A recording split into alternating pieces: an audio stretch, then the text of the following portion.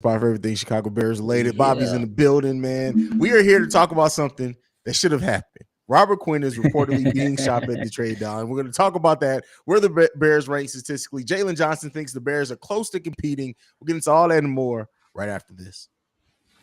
You are now tuned in to Chicago Bears Central, your number one place for all Chicago Bears news and content. All right, Bobby.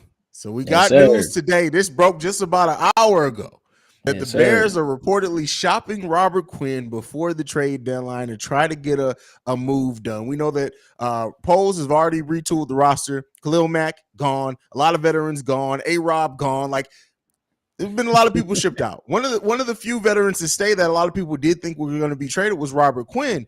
He ended up, missing the first training camp. He ended up coming in, or I think it was OTAs he missed. Ended up coming in. He's been playing. You haven't seen him on the field though, because even though he's been playing a lot of snaps, his impact has been this almost the same impact we have here podcasting, brother. So what do you think about the Bears officially shopping Robert Quinn? I say, hey, I think it's in due time. I believe on one of the shows that you mentioned, I believe early in the week. Well, we still kind of early in that we had hump day, but you mentioned on one of the other shows that hell, at this point, you will start Robinson on one end and Travis Gibson on the other end and see what you can work with, since these are the two guys that are obviously being more productive. Me, I think it was a matter of time before they was like, yeah, this guy, he probably acting like he don't want to be there. He definitely showing he ain't want to be there. You know what I'm saying? He probably ain't said it yet, probably want to be a professional.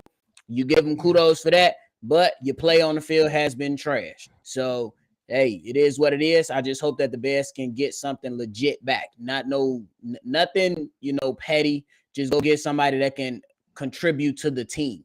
And no more projects.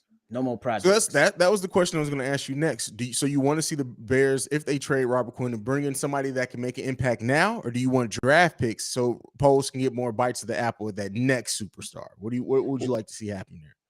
Well, from what I'm hearing, at least from watching Colin Cowherd not too long ago, the Steelers are shopping around Chase Claypool, and the Green Bay Packers is in the running for it. Okay, so what'd be great? What'd be better than to snatch something away from the Green Bay Packers and then you solidified the number one wide receiver spot for sure.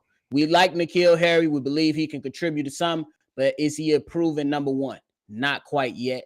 We don't know that yet. He's a question mark as well. So then if you shore up that, now that lessens the to-do list for the offseason. Now you can focus more on the trenches. You know what I'm saying? Building, getting the interior defensive linemen, and still improving on that offensive line, and then you can just pick a few pieces here and there.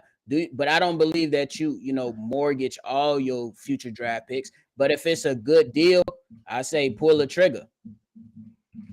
Yeah, the way that I look at it is this: no matter what they get back, as long as they can get some assets back for that's solid. The issue that I see with it is that he's had a terrible season so far, and maybe a team looks at him and they say he's a veteran. We add him. They come into a better defense overall. He set franchise record last season with 18 and a half sacks. So maybe there's enough there that people would still want to bring him in. My issue is this: is that we all knew that it was going this way. We all the writing was on the wall. Why not trade him as well this offseason when his value would have been at an all-time high? It was before people got a chance to see him. This team, and the fact that we were never going to accomplish a lot, he was always going to look worse to a degree. So I just don't understand why they didn't move him. But again, woulda, coulda, shoulda. I would kill myself thinking about why they didn't do something earlier. At this point, though, I just want to see them get value back. If they end up trading Robert Quinn and they get a low-ass draft pick and a player that like another project, like a N'Keal Harry, for example, this ain't no slide to N'Keal Harry because what we got him for was great. But if we get something like that back and a draft pick, I'm gonna look at it like, man, y'all shot yourselves in the foot by not trying to trade him earlier, in my opinion. Yeah, you and Claypool is one, but what about the Carolina Panthers and DJ Moore? What do they want? You know what I'm saying? They traded, Robbie Anderson. He definitely, had some conflict on the sideline, but you know what I'm saying? You just fired your head coach after you gave him a lengthy contract. What do they want for DJ Moore? I mean, do they want a Robert Quinn back? Maybe, maybe not. I don't know. But if you can find somebody that's probably in contention, maybe somebody that's been another team that's been thrown out there is the Kansas City Chiefs to get some pass rush. But I don't know what pass catcher would you want in return. I don't know. What, Smith-Schuster? I don't know. So just get a deal done that makes sense for everybody. Yeah, and I mean the amount of money left on Robert Quinn's deal as well. Like, are you going to get a team to take the money in that case? Like, it's going to be a lot of permutations, a lot of different little avenues that they can go with this. I just want to see the Bears get something back, man. I just want to see us get something back that is notable, that is going to help this team. And like I said, I do think personally that we're going to see an increase alone by bringing Dominique Robinson or Travis Gibson into the starting lineup if he was moved. That's just my opinion, man. Robert Quinn has been trash, bro. He's been hot garbage, and he hasn't had good eye discipline on them edges. He wasn't selling on a lot of those edges either. Come on, man. In last week's game, he had one tackle. There's a guy in Dominique Robinson who plays less than him and has done more than him. That should say enough. Say enough. Yeah. Now he does have $5 years, $70 million left on the contract, bro. Sheesh. Oh, sorry. No, he signed a 5-year, $70 million contract. His contract's up in 2024. So whoever will be trading for him will get this and 2 more seasons of Robert Quinn, that's still a lot of money. Bro, just get it done. He need to get up out of here, bro. You can tell the body language, and shout out to him for, like you said, being a professional, but it's difficult to ask somebody who just set a record to then come and play on a team that is not going to win very much at all. Nothing, pretty much about 5-6 games. That's about it. So, but if you it might be a GM out there and be like, well, if he get in a winning situation, we might get the best out of him. Because if you plan for contention or at least a playoff spot, you play a little harder. He probably like, nah, we ain't doing nothing. Let me just go out here, collect my check, and go home. Exactly. Let me get I'm just here so I won't get fined. Like, that's you feel me? That's it. That's it. But moving on from that, let us know down below, man. What do you think about the Robert Quinn trade? What are some teams you'd like to see the Bears partner with? If we can get Claypool, shout out to that. I know that I've read something that the Eagles may be interested. Don't know the exact deal. Probably tomorrow on the Daily Show, I'll come up with some potential Robert Quinn trades and we can talk about them tomorrow. But let me know any of your ideas down below.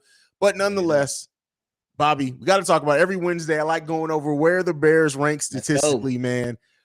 It's terrible. I'm just going to let you know right there. 31st in points per game, 32nd in passing offense, 2nd in rushing offense, 28th in total offense, which we've seen an uptick in that. We average 293 yards. Yeah, bro, 293 yards per game now. That's crazy because we were at like 190 for the longest. For real. Bro. Third down conversion rate, we ranked 24th in that. Red zone scoring 28th. Sacks allowed 32nd, which was clear. We allowed 23 sacks so far this season. Man. Crazy. And 27th in turnovers with 10 turnovers on the season. Which one of those stats is the most alarming to you on the offensive side? The red zone. The red zone for me is because if they can just punch the ball in on some of those, I believe the Bears could potentially be 4-2 right now. If they could have been, playing.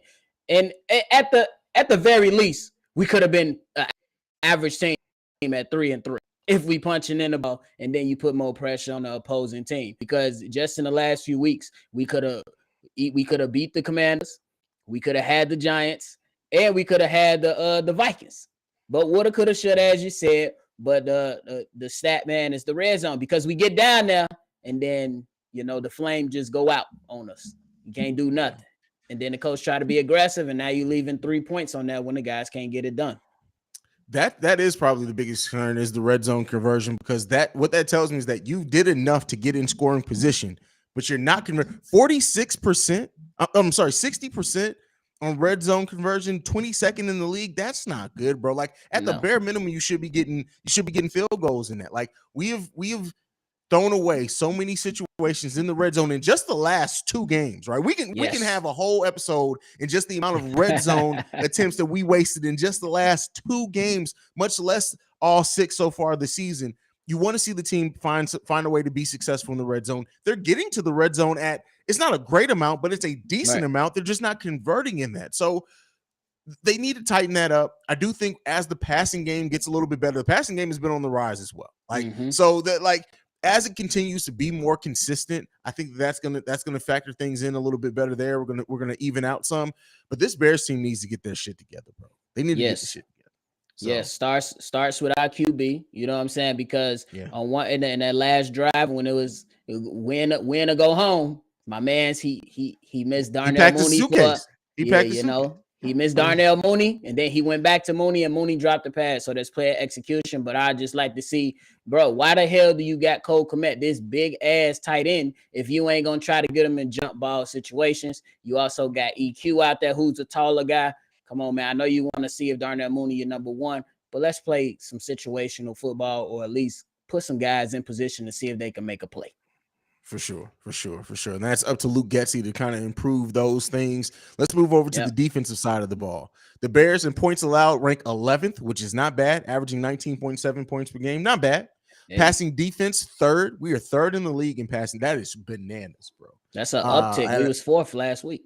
Yep, 178 there. Rushing defense, 29th in the NFL, averaging 163 yards rushing per game. That is terrible, bro. Yeah. Terrible. Defense, right middle of the pack, 16th with 341 total defense yards allowed per game. Again, not terrible considering how many rushing yards are given up. Third down conversions, 30th in the NFL. Oh, dang. We got to fix that, bro. We got to fix that. Yeah, that's the one. Yeah, that and red zone defense. Red zone defense were 22nd. They were tied for 23 in sacks and tied for 12th in takeaways, which isn't bad at all. But those two most concerning things to me right there, the third down conversions allowed and the red zone defense. If we tighten those two things up, you're looking at a completely different. What the defense is not bad. Like we're not terrible defensively. You can tighten those two things up. You're looking at, I said before, I do think this Bears team can be a top 10 defense in the league by the end of the season. You tighten those two things up, you can get there. What do you think, Bob? Absolutely, man, because the third down conversions, if you get those, that means you getting the damn opposing team offense off the field and putting your offense back on the field to give you another shot to progress in the game. So that's definitely one. And then I'm always just stick to the run defense. I believe the number is going down, but it's still glaring right there. Like, you know what I'm saying? They are trying to touch it up a bit, you know, trying to get a little better, but I still think it might pose a bit of a problem moving forward. But hey, the key one for me will be third down, man. Because if you can stop people and give you guys a chance, you know, you might give yourself a better shot at winning a game. Yeah, that's true. They got some things to work on. I'm looking at this like I've been doing this literally since the season started. Every Wednesday, looking at these numbers.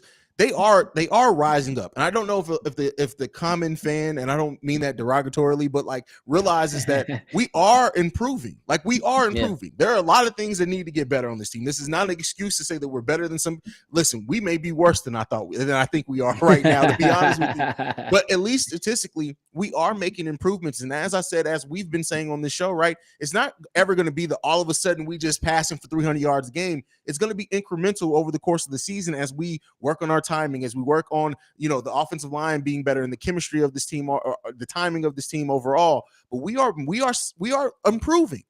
Incremental improvements, but we're improving. It's better than getting worse, right? Yeah, man. Remember a few weeks ago, we were like, damn, Justin Fields, can you just pass for 150? Please, just pass for 150. He did that, you know what I'm saying?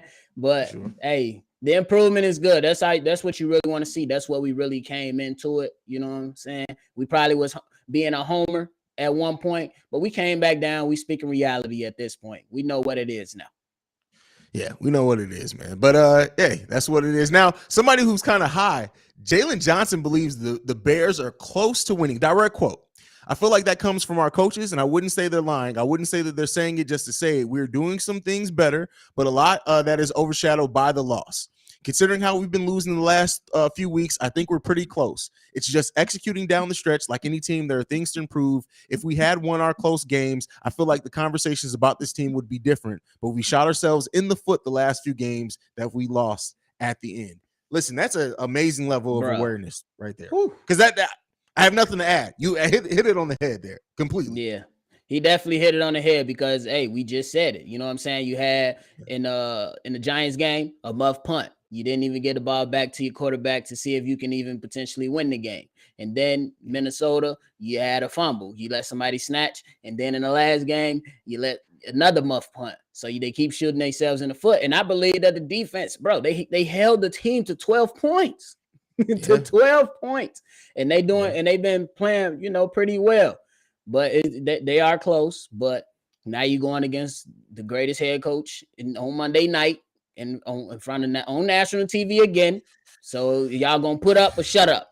That's it. That's all. Y'all gonna put up or shut up because Bill Belichick. He takes away the things you do best. So he gonna have a spy on Justin Fields, and they gonna rush with containment. He gonna have to pass out of this one, or they gonna have to design something that's clever because he ain't gonna let the offense do nothing too special. Listen, Belichick coming in to take all the cookies, all the milk, everything. Like you ain't gonna have no snacks left. Everything's gonna be taken.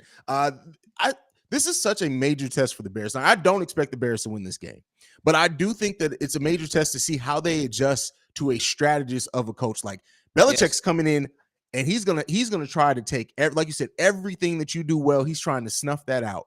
How do you, as a team, as a coaching staff, how do you react and combat a person who's coming in with probably the best game plan you're facing all season so far? Right. If Justin Fields and the coaching staff can look competent, right? Can look competent, if they can take control of the ball, keep the ball, keep the turnovers down to low. It's going to be an ugly night for Justin Fields. Is going to get sacked about 6 times, unfortunately. Like that's just what it is, bro. It's coming, right? It's coming. But if you can show enough in this game, I think it's going to go a long way. And I love what Jalen Johnson said to say a lot of these games have been close and winnable. If the Bears win 1 or 2 out of these last 3 games, everybody's talking about them way differently, bro. Like, and at the end of the day, like I said, they are improving. They do have things they need to work on. I said it's going to be about until week 6 before we see this offense clicking. It's going to be a lot longer than that, bro. We're looking at about week 8 or 9. We're looking at about week 8 or 9. My boy said, give it a couple more. Hold on. We back at the table. Yeah. We got to make sure that Justin Fields is still intact after the way that the Patriots are about to try to annihilate that man, bro. Yeah. They ain't going to mess with him mentally. They're going to mess with him physically. David Montgomery and Khalil Herbert better be locked in because they coming. They trying to contain everything you guys are doing. This is honestly a game. Now, I'm not trying to put a lot of pressure on it or anything, but this is a game in which somebody like Velius being at the slot and his speed, if you want to redeem yourself, this is a game where you and Cole Kmet could be in for big nights. Big nights just for this Bears team, just to look formidable. Like, so we'll see. I don't like putting a lot, especially on a rookie, and we know our passing game has been up and down, but like, bro, I won't lie to you, man. I'm really worried about if Justin Fields is going to miss a week after this game because they about to try to kill that man. Yeah, because that man Judon over there, he going crazy. He doing what he do. Yeah. Like that it ain't, bro. It's really nothing. Justin Fields gonna have to get the ball out of his hands quick. You know what I'm saying? We struggle there. He struggles there a little bit. But at the same, and then like he got to get out that mindset. Don't lock in. If it ain't downfield, just go to your check down. I think that's another step he has to take. Go to your check down because there's been several weeks where he had the check down wide open and he's still throwing it deep into coverage. So we just got to see because Bill Belichick is not bad, bro. He about to draw this thing up. He be killing young quarterbacks. He kill them, bro. This game could be ugly, bro. We'll see. We'll see how it goes, man. At the end of the day, we'll do our predictions and preview show in which we get a little bit more into the weeds there. But that is it for today's daily episode of Chicago Bears Central. Bobby, go ahead and give them things. Unless you got anything left on your mind. Otherwise, give them social media. Let's get up out of here. I ain't got nothing else, man. But, hey, I do got something else. I lied, y'all. The Chicago Bulls play today. It's lit. We got NBA basketball back. This is the best time of the year. We always said we got the holidays coming. We got basketball, football at the same time. It's turn up time, baby. So if you want more from me and C-Dub, hit us up on Shot Bulls Podcast. If you want more from my guy Haize, hit him up on all social media platforms at CEO Haize. And then jump y'all raggedy behind over there and subscribe to Chicago Sports Central. We on the rise, baby. There's new things coming. So y'all know what's up. Chicago Sports Central is about to see a really big uptick coming up this week because I got some plans. But we'll holler at that off air. But with that being said, make sure you follow us at Shy Bear Central. You can send us any feedback, questions, comments, concerns, ChicagoBearCentral@gmail.com. And lastly, if you want to leave a text and our voicemail for our Friday mailbag episodes, the number 773-242-9336. I said the right number the first time this time. Look at that. For Bobby, I'm Haize. This Chicago Bear Central. Bear down, y'all. Peace. Boom.